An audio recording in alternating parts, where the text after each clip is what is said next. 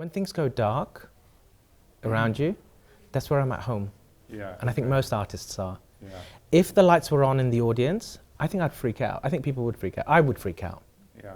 But when the lights, there's a refuge in the spotlight. Yeah. Yeah. Because everything around you, and I'm very familiar with darkness, being in the shadow, because I grew up being in the shadow.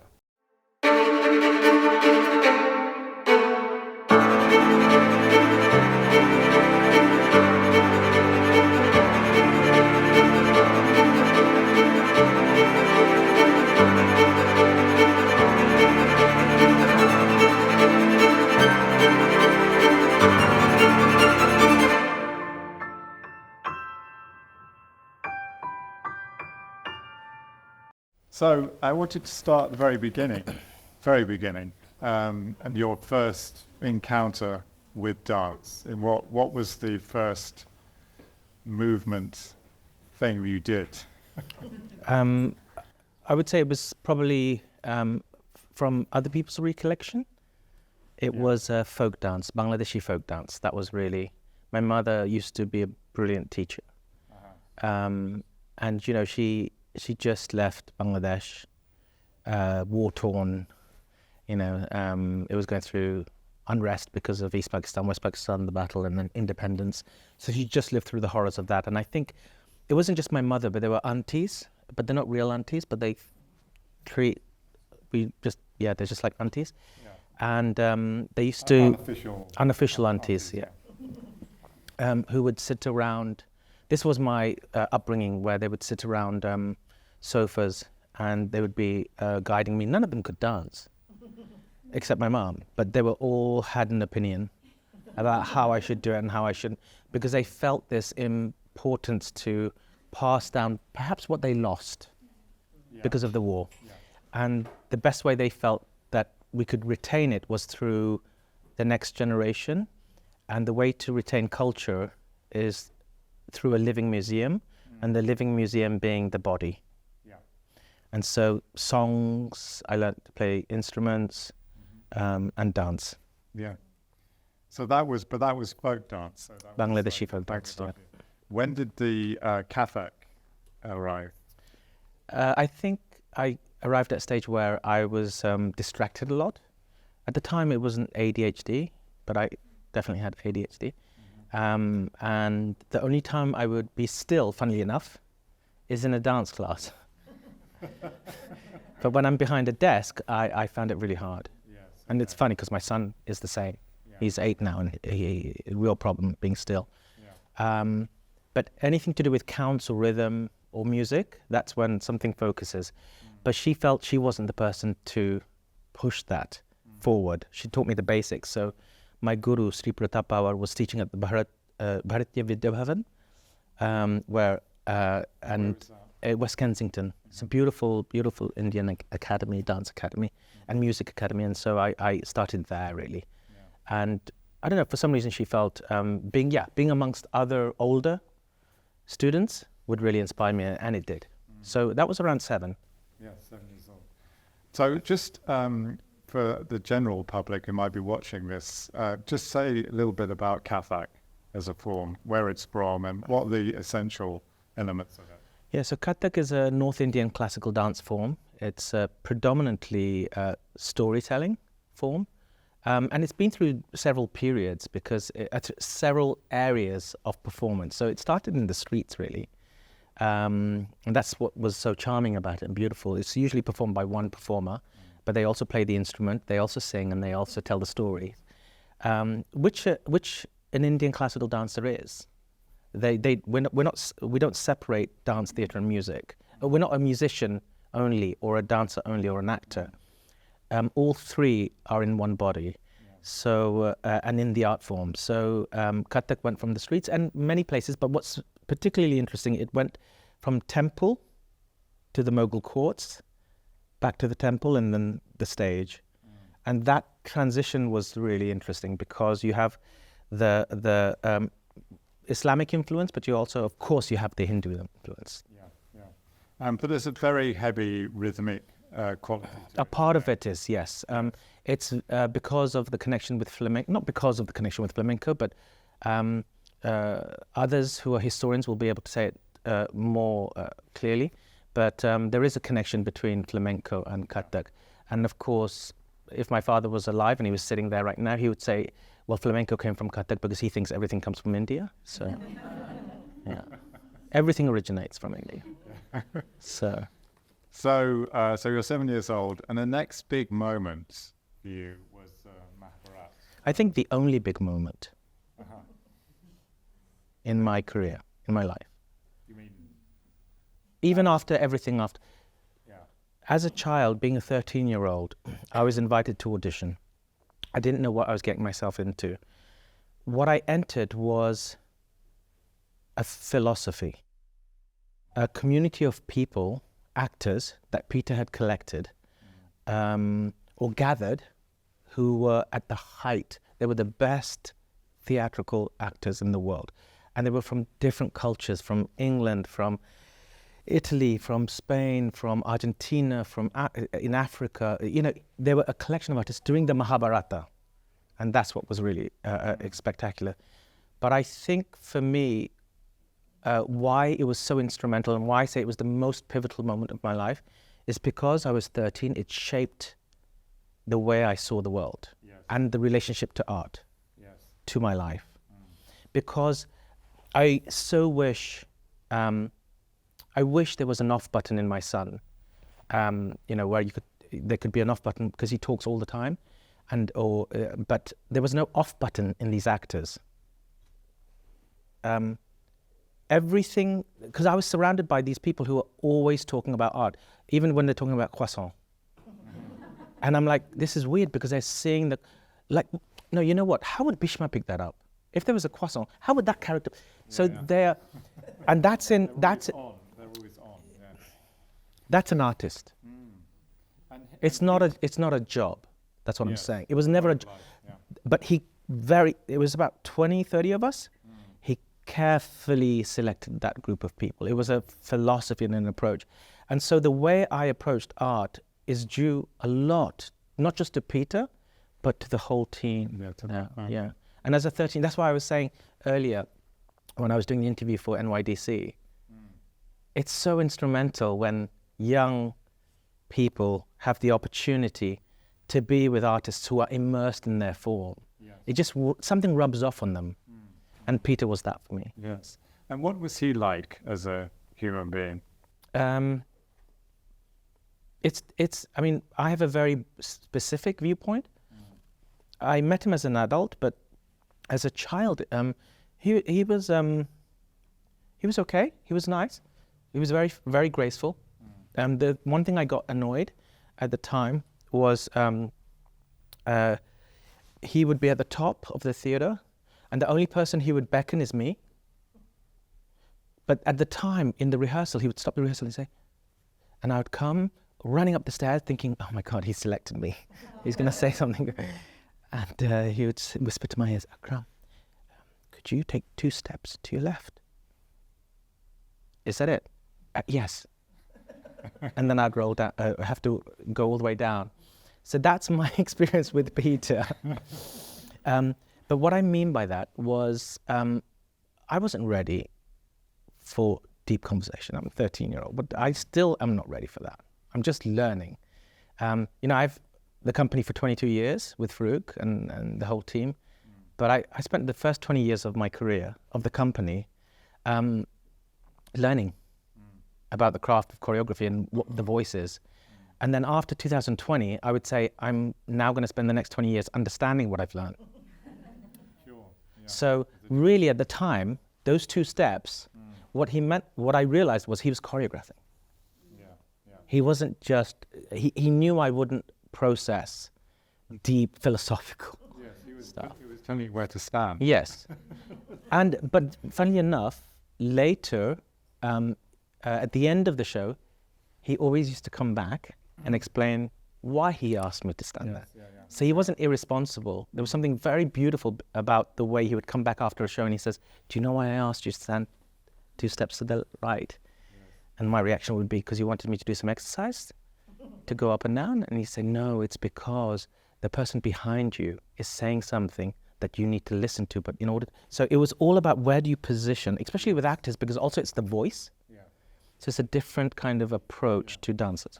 So you were growing up then in London, and you were exposed to various people, mostly through television, I guess. Yeah, yeah. Some of your biggest influence I've heard you speak about before, people like Michael Jackson and Yeah. Bruce Lee, and tell me about Charlie that. Chaplin, Muhammad Ali. Muhammad Ali, I haven't heard that one. Oh yeah, a lot. But for different reasons. Yes, tell me. Bruce Lee was, I didn't even understand what the depth of what he was saying, but he was philosophical. I just liked it. It was very ethereal. I loved the idea of water. Muhammad Ali, partly politically. Yeah. I was at that age where I was starting to understand that, okay, he's resisting the entire American government for what he stands for. And then, of course, I think he was sent to prison or something, you know. So he was banned from boxing. But the fact that he took a stand politically was interesting for me. And also that he was a dancer, really. Yes, and so was Bruce Lee. He danced around the ring. No, not just, but he ballroom. Oh, did he? Yeah, Oh, yeah. really? Okay, I didn't know that. Yeah, and Bruce Lee, of course, was actually a dancer, trained as a dancer. Yeah, yeah. So there was a connection there of movement and fluidity and grace. And then, of course, I was, big fan of Michael Jackson, partly because it was the first time I remember seeing Thriller, and I didn't know what it was. I didn't know if it was the genre of theatre, film. Is it a narrative? But it is a narrative, but it's also a dance, but it's also music. So suddenly I saw Indian classical dance, because Indian classical dance has all three. And suddenly in the Western form, I went, oh, like a musical, basically. Yeah. And that was extraordinary to see that in pop videos and stuff. So, and Michael Jackson was a hero for many people at that time. So then you had this kathak training, and then you were seeing these other dance forms. Yeah. And being influenced. But when did you realise it was starting to mould? In Desh, I see you. There's a scene where you're in the basement of the restaurant, whether you're part of it, and you're just trying out the moves. Yeah. Is that where it started to develop, or was that just a fiction? That's true. But because I'm a storyteller, I do add stuff. And each time I tell the story, I add more stuff. Yes. So it moves away from the truth very quickly. Yeah. But that's what all artists do, no? Sure. There's an element of it that's truthful. That's the most important thing. Yeah. The rest is imagination, because a memory is never really a true memory. It's a figment. So, and as time goes by, you remember a part of it, but the rest is filled up with your imagination, and you think that was the truth. Yes. Yeah. So a part of it is true in the sense that, yes, I used to work at my dad's restaurant, and my father found it very awkward because I was trying to practice. I just wanted to move gracefully. So, you expect in any restaurant, you say, the plates are coming right, and the plates would, but no, I would make a circle and put the plates down. And my dad just said, that's just not acceptable. You just can't do that in the restaurant. Or I would do a two-step and a little shuffle, and people just thought I was a bit weird. Yes. Yeah. Were there any accidents in the? Lots. Yeah, lots. So then, when was the first time you stood on a stage as this sort of like developing choreographer, Akram Khan, the performer choreographer in this sort of, new contemporary world? Where was that? Officially or unofficially? Either.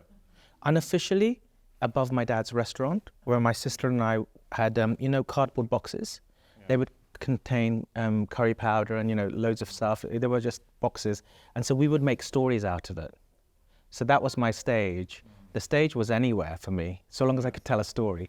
But officially, it was at the South Bank. Oh, I think you were there. Yes, I was there. Was that really the first time?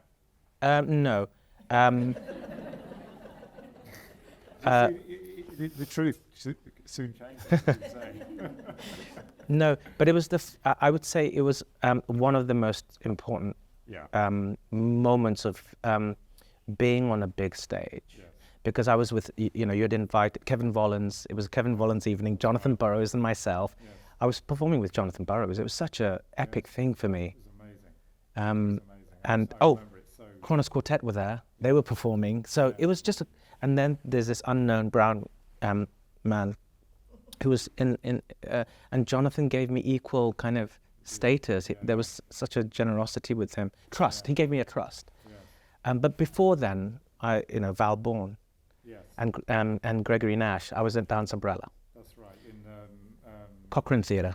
Yes. Rhythmic feet or something. Percussive Feet. Yes. Festival. Yes, okay. And it was an Indian classical dancer who's very senior. I won't mention her name. She's extraordinary. She couldn't do it for some reason. And then Val Bourne and Gregory Nash thought, why not give me an opportunity? So Greg Nash met me, and I was still at university at Montfort. Yeah. They said, do you have anything you want to present? And I said, I don't know. I have something that I'm doing for my exam. I said, yeah, go for it. And so that trust that they had, and then it was called Loose in Flight. Yes, so that was one of your first solo. Yeah. First solo. Yeah. But something else happened that night at the Queen Elizabeth Hall, didn't it? Yes, someone was there in the audience, not just me. You mean Farouk? Yes. Yeah, absolutely. Yeah. Farouk Chaudhry was looking for someone to support and to somebody that he believed in, and that was Jonathan introduced us. So Jonathan said to Farouk about me and me about him, and so we met for the first time. He saw me there for the first time, and I met him straight after so that was a big moment, because that friendship that became a friendship which then formed AKC. Yes, and lots of people talk about that partnership as being very unique and equal, and that's why you are where you are, and so that was a very important moment. Yeah.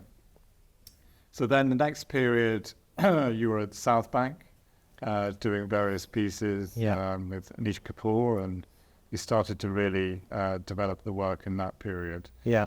And I guess the next time we really worked together was here, and that's where you started to work with in collaborations, almost with you chose a number of different collaborators to work with, both in terms of creation but also on stage, and the one that was so important here was 0 Degrees with Sidi Labi Chikawi. Yeah. Do you want to just tell us how that came about and a little bit about it in case people don't know the work? Yeah, Sidi Labi Chikawi is my contemporary. Our careers started together. I was looking for a dancer when we started the company, so somebody proposed him to be in it, and so I met him in because I was working in Belgium, studying in Belgium, and when I met him and we spoke, I just thought, he can't just be a dancer. He speaks like a choreographer. Not just speaks, his ideas are so fascinating, and he wasn't sure what he was going to do at that time, and then of course he formed his own company. And so we followed each other's work. We had I think he was making work and I was making work, and then we followed each other's work. And we said, I'd love to learn from you. We said to each other. Yeah. And so it came from a love, really, of each other's work. That's quite rare for two choreographers. Yeah, it's usually a rivalry. Yeah, and two choreographers. Yeah, exactly. But two choreographers who are just exploding. Not fully exploded, just exploding. Yeah. So we were on the radar of everyone. Yeah. Where we went, can we learn from each other? So we hung out in Belgium for a while. A lot of that was in Vooruit Theatre in Ghent. Guy Koels had invited us there. And we were never in the studio. So Guy was like, hang on, they have these amazing studios. Are they just bunking off? And what we were doing was we were going to cinema, we were going to see exhibitions, because the way we learned about each other and what we liked was through us talking about what we love and responding to a particular film. Or sometimes there was a moment where we would just sit in a cafe and just talk about different people and say, that's a character, and that would be... So it was really through play that we came about. And then it became all serious in a good way, when Anthony Gormley came into the picture, and Nitin Sawhney. And that's when we went, we should make something. Yes. And what's interesting about that piece, which there's a theme that runs through all over work, is that you told a story, and basically that was the heart of the piece. Yeah. Was that you were telling a story to Larvae. who happened to be filming it. Yes. He said, tell me a story, confess us. Actually, he said, tell me a story you've never told anyone. Yeah. And there was something I've always wanted to confess because I felt guilty of the story, of the consequences of it. So I thought it was, okay, who knew? I didn't know it was going to become a piece. So I told him in the privacy of trust. Yes. And it was originally 2.5 hours long. The story? Okay, good job the piece on me. Do you know who edited it? Anthony. Oh, really? Anthony Gormley. Yeah. Very little patience. No, I'm joking. No. No, he had it because it was beautiful because Anthony's work wasn't just visceral. It wasn't visual only. It was, and that's what I'm trying to say is, we didn't stick to our genres. Collaboration is very interesting and much more exciting when Michael Hulls, my lighting designer, calls me up at 3 a.m. and says, you know that movement that Jeffrey does in Creature? It's rubbish, it doesn't work. Can you please change it? I don't connect with it. What I'm trying to say is they are invested not just through a lighting perspective, but as a holistic. So Anthony had an opinion about everything in a brilliant way. Nitin had an opinion about everything. We all four were like children. I'm stepping into the music, Ladby stepping into the visual scenography. So there was a kind of rubbing out of boundaries, just like 0 Degrees, what 0 Degrees is about. It's about boundaries, right? And there was some erasure that happened in that to the point where I don't know which part, who originated which part. Yeah. And I don't think any of us could say. Yeah, brilliant. So this I mean, there are different. The collaborations from then on are different, but there's always like one person you seek out. So Sylvie Guillaume was one person. Did you seek her, or did she seek you? Actually, I think it probably was her. Yes. You, Yeah. That's the way Sylvie used to work. Yeah. But that's different because she's not a choreographer. Yeah. She's a performer. Yeah. That's a different. Completely. Yeah. So Yeah. You were in charge. Yes, to a certain extent. Yes. But we're talking about Sylvie here. I know, that's what I mean. So, you know, Sylvie is not a dancer. That's the big difference. She's not a dancer. She's an artist. Yeah. She has incredible opinions, amazing viewpoints of lighting, of scenography, of storytelling. When she asked me some questions after I gave her just a short kathak class, I had to stop for 5 minutes and think, how do I answer that? Because nobody's ever asked me that. Yeah. That's when I knew that she saw things differently. Yeah. But what we shared together was this intense focus and love where art, the performance and the art is everything. Everything else is secondary. Yeah.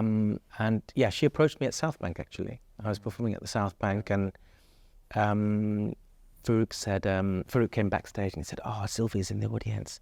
She would love you to have a chat, just have a chat for coffee. I said, yeah, sure, I'd love to. Who is she? You don't know Sylvie? And I didn't know much about ballet. That's how ignorant I was, really. Yeah. And then I met her in the cafe and I didn't know her gravitas as well because I said, oh, how did you find the show? She said, oh, I'm nervous.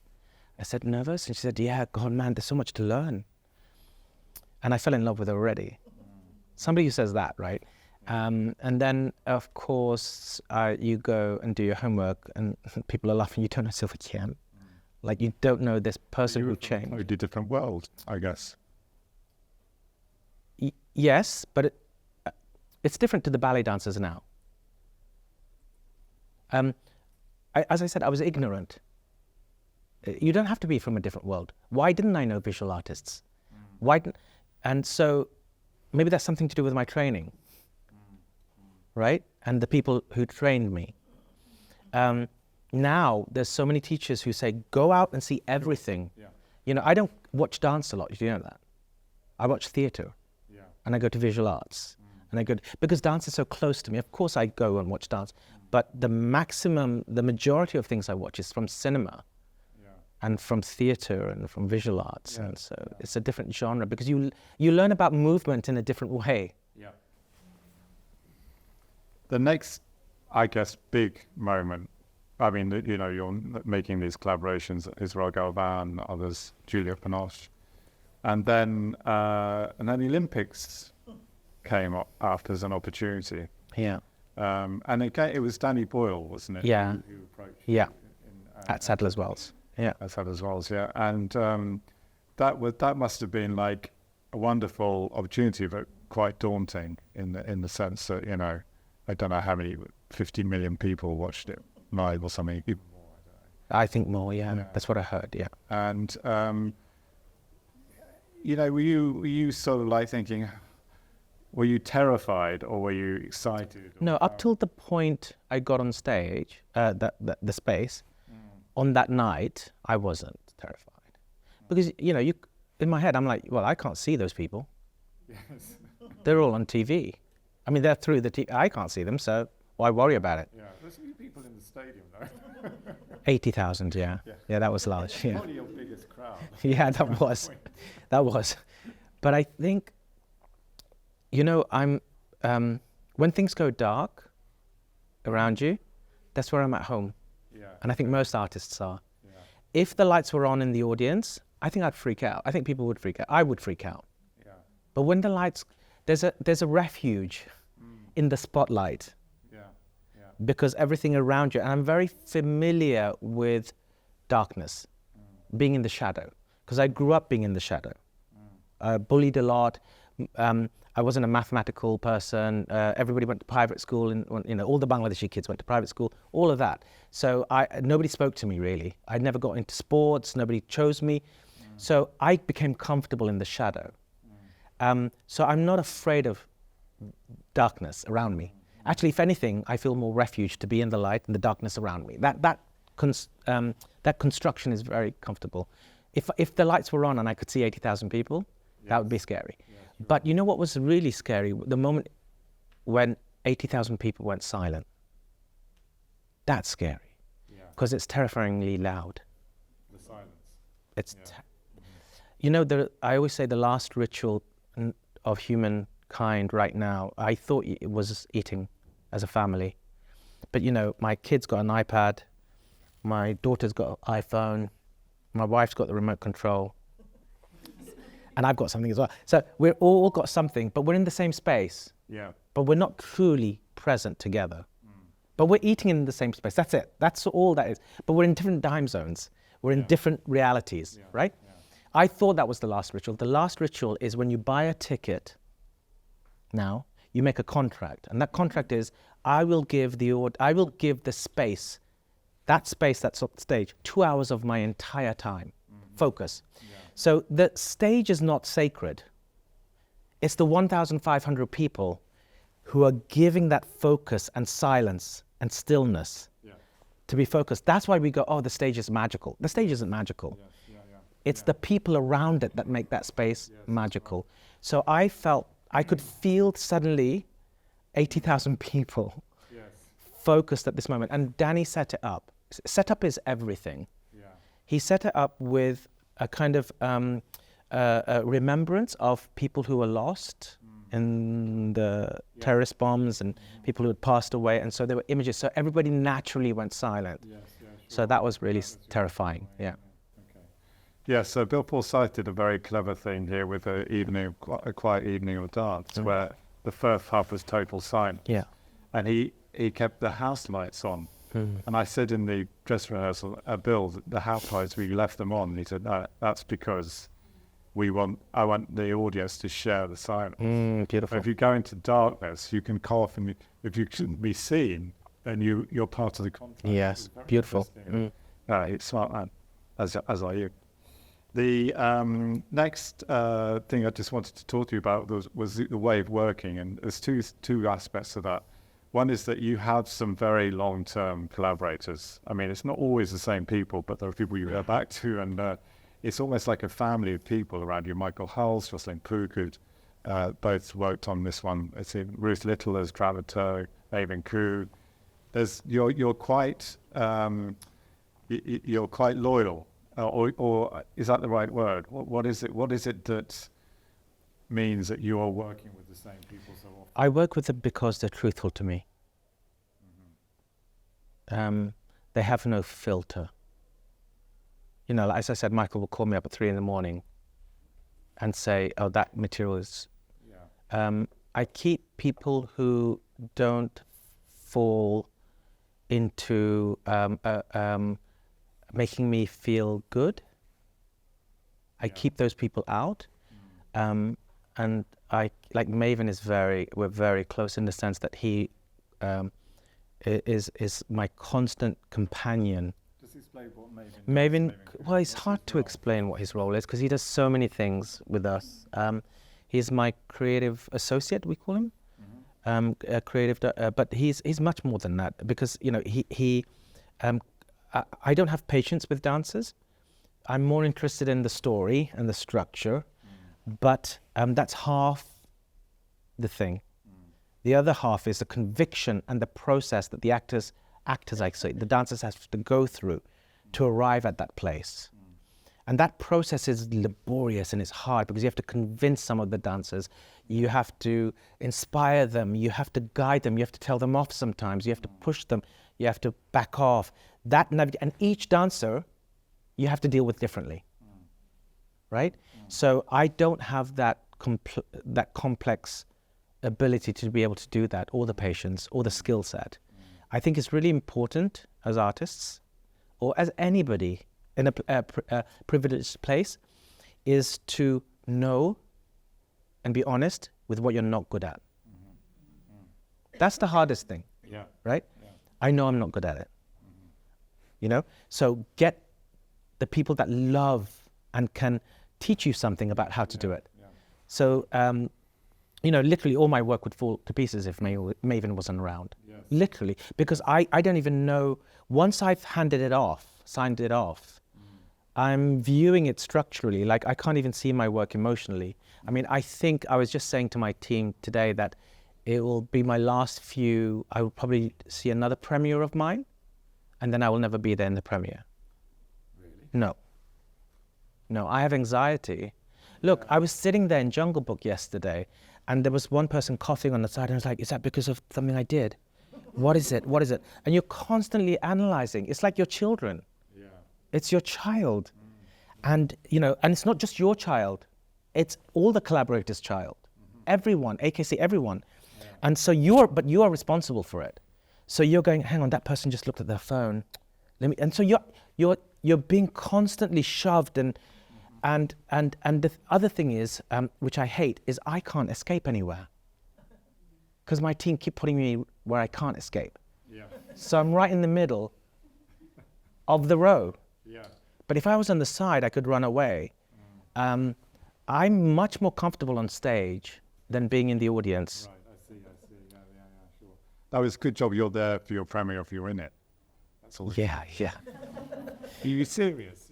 Yeah. So terrifying. No, I don't like it. I just made a decision last night that I couldn't sleep last night, and so this morning I woke up and I told my team that I'm not going to attend many more premieres. I will watch the dress run. I will be there at the premiere. Sorry, I'll watch it from the stage. Premiere in each place, not the actual premiere.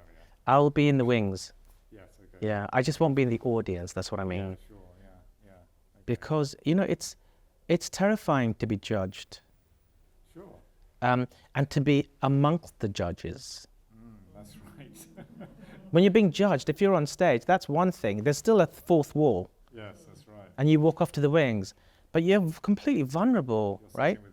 You're sitting with the jurors, coughing, looking at the program note. Is this what it really is? What is this writing? Yeah. And bloody hell, I know the critics. They were there yesterday. Yeah, sure. So on both ends were critics. Very beautifully choreographed. It's all deliberately done. So that's the collaborators, and the other bit which is interesting to me is the research you do before you embark on something, and you do gather lots of people around you, don't you? You're really interested in other people's input, and I don't mean your collaborators. I mean even wider than that. Yeah. Tell me a little bit about some of that process.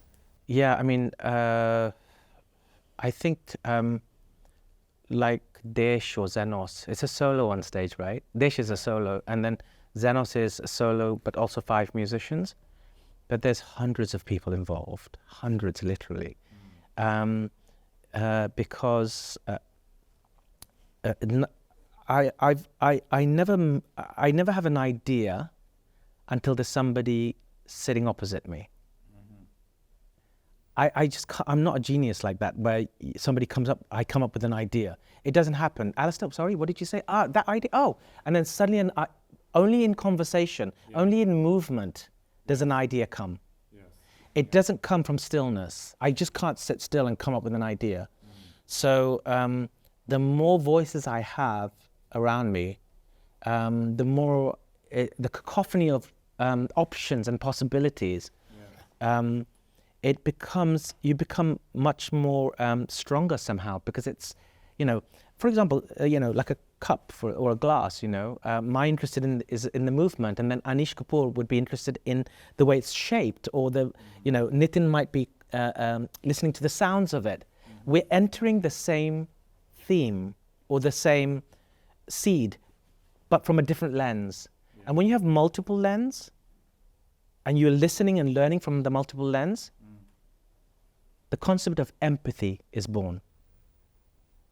Yeah. When you only see it through your lens, then there's no possibility for empathy.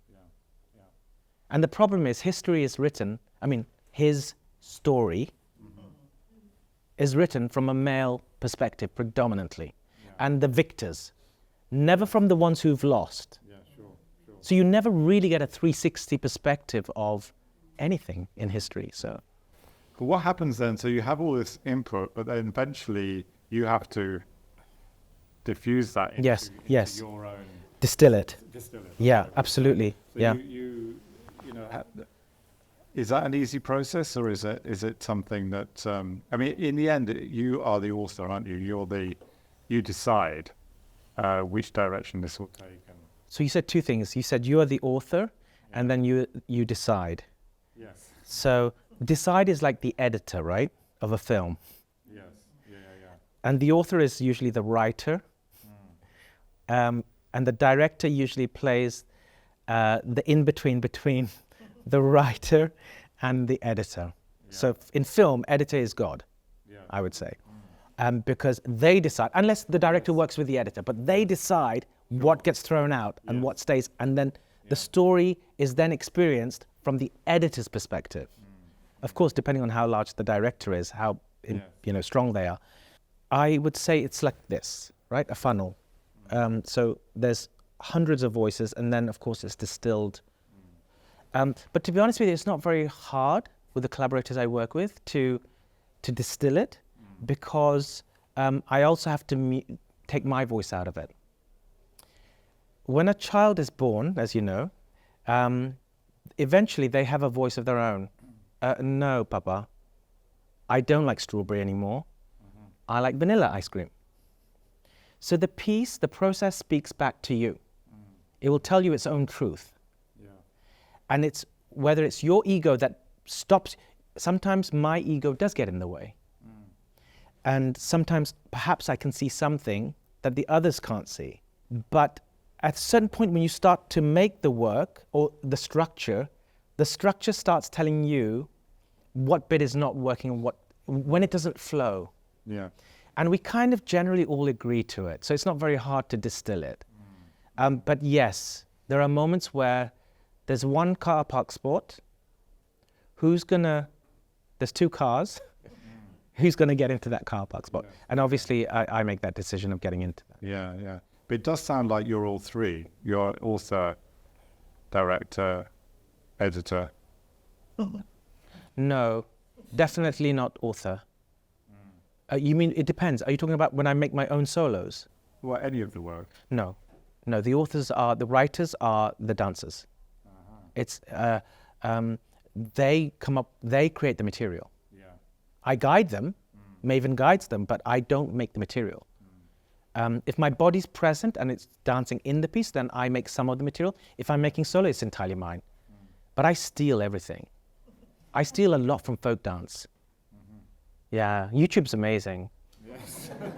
It's amazing. I love transforming things, because you need triggers, right? Sure. Otherwise, you play to what you're good at. Yeah. Yeah. So there was a fisherman's dance that I loved. It was a Japanese fisherman's dance that's taught in schools in Japan. And my wife is Japanese, and she said, yeah, I learned this dance. And I said, oh, teach us. I saw it on YouTube. Can you teach us? So I learned it. But then the important thing is not to replicate it, because I don't have the right to do that. But what I do have a right is to be inspired by it and transform it. Right. So it becomes mine. But nothing is original. If anybody says it's original, it's not. Everything is inspired by something. Yeah, sure. So in terms of like, so we talked about you gather people around to influence the work, but you often tell different stories, and in the Jungle Book is obviously an existing story, but you choose stories for a reason, don't you? And what's the usual thing you're looking for? Where do you draw those influences from? I mean, there's lots of myth and legend in your work. Is that what is it you're trying to tell us? Three things. They're the three mountains I call in every work. Some mountains are bigger than the others, but usually it's a belief system. It's myth, and it's trauma. Right. Those are the three in all my work. 0 degrees, there's trauma. Yeah. There's also myth, and there's also a belief system of who I am as an identity. Yeah, that's true. In all my work, those three things it exists in all my work. Those are the three things I'm constantly navigating through, but never conscious of it. But when you look back, that's where right. So you've had children now. We've got 5 minutes left, because this is big important moment in anyone's life. I've got 3 children. Yeah. I'm interested in how that's changed you as an artist, and how it informs your work or not. How's that made difference to your life? Well, Jungle Book was influenced. I would call her the dictator. Is my daughter. Literally the dictator. Jungle Book creation started during the lockdown.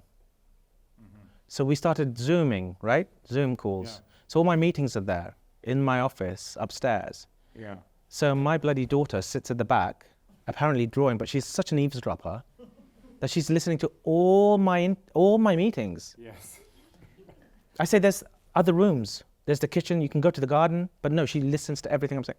And then at the end of the Zoom, she would come and she'd say, Papa, you're talking about climate change, but you're not doing anything about it. And I said, what do you mean? And she said, well, Xenos is a big set. Dish is a big set. And I was like, oh, okay. She said, don't become a politician where you say but don't act. So she's 9. Oh, okay, yeah. So she caught me on that, and so I had to go back to the team and say, okay, how do we make a work that's sustainable in the sense that there's less carbon footprint? So we asked the theatres to provide us cardboard boxes that then get recycled. Yeah. And we build it in the space. And then why I say dictator, because she said she knows I played Mowgli when I was a child. When I was 10. It was in Pandit Ravishankar, the composer, his student. Pandit Ravishankar was mentoring his student who composed for the Jungle Book I was in. And it was some of the great Indian classical dancers of that time in England. And I was the little Mowgli. Yeah. So Dhananjays were there, were amazing. Shobhana Jaisingh was in it. She was the panther. There was a lot of... This performed? Oh, all around England. Oh, really? Yeah. Yeah, that was when I was 10. And she said, she's seen Mowgli, and she said, why does Mowgli have to be a boy? And I thought, I couldn't give an answer. And so she twisted my arm, and she said, well, make her a girl. But you already decided to take on the Jungle Book as a... Yes. Yeah. Yes, but the reason why is because I wanted to tackle issues. I used Jungle Book as a framework. But actually, I wanted to tackle issues that, unfortunately, our children are inheriting. It's our doing, right? Climate change, right? We're not really talking about it, but in the next 20 years, when they're grown up, They're going to be dealing with circumstances we never had to deal with. Yeah. Yeah. And we could speculate. Now we don't have to speculate. We know it's going to happen. Yeah. Yeah. And so I wanted to use those stories because it's so famous. I wanted to use that story to reimagine it, so we would talk about the issues that they have to. Yeah. Yeah. Okay. The other, just last thing now, it's a lot of your success recently has been with ballet companies, actually. Yeah, so with Joël, and last week had Creature back again, and you are making work around the world now. That's a different thing, isn't it? I mean, it's very different. It's a different form of different training. Yeah. Just say a little bit about the challenges, but also why.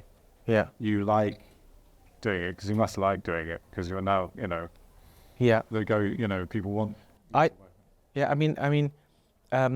really was not keen on working on Joël. Because up to that point with Tamara, I was like, I don't like ballets. I really don't. They put me to sleep. But they're beautiful, they're ethereal, but it doesn't relate to me. Yeah. And she said, then make it relate to you. But in joke aside, I didn't have the knowledge to appreciate ballet, but I could appreciate the language and the technique. Yeah. But what I'm commenting on was the narrative, the way it was told, and it just that I found it hard to relate to me until she gave me the opportunity to say, well, who is your Joël? What ballet companies have is this incredible infrastructure, because in some ways, when I die, the work dies with me, right? All the work that I do with AKC and stuff. Yeah. But 100 years later, if there's ballet companies, maybe they're still doing Joël. Yes, they probably will. Because they have an infrastructure to be able to do that. Yeah, sure. And I was That's like, why we're still doing 19th century ballets. Of course. yes. Yeah. Very smart. True. So we hope very much that that's where Joël lands in that repertoire, and the others. But just bear in mind that also there's a real deep connection with classical dancers, with Sylvie and classical dance, because I'm Indian classical trained and they're ballet trained, but classical is what connects us. Sure. It's a very particular, Okay, we've come to the end of our time. That's really, really interesting. As usual, always something new comes out of these conversations. I really appreciate you taking the time. Thank you, Alistair. I hope people enjoy Thank you for listening.